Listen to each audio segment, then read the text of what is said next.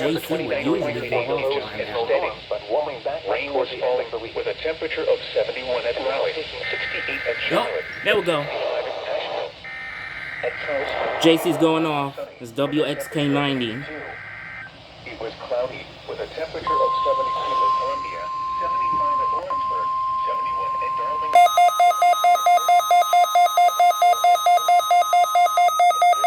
National Weather Service in Wilmington, North Carolina. WXK90 haven't gone off yet. WXJ22's public warning system.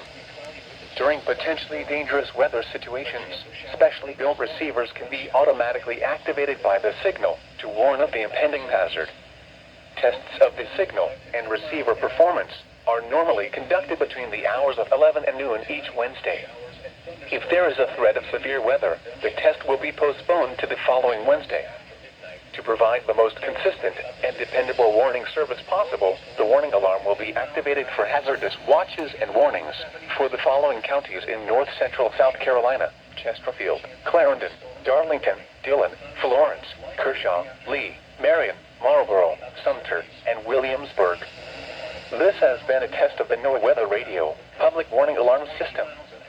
We now return you to the normal program schedule. Thursday night. Alright, y'all. This morning's river summary. That was On the JC. Lumber River, Maxton, the flood JC stage did a is good not job. detectable. So now we're going to, I will come back and let y'all know when Fayetteville goes off. Storms in the afternoon. I don't know, y'all. Highs in the upper 80s. I don't know if WXK90 is testing this Here's a Wednesday. look at the lake wind forecast for Lake Wateree. I don't know what's This going afternoon, on. northeast winds 5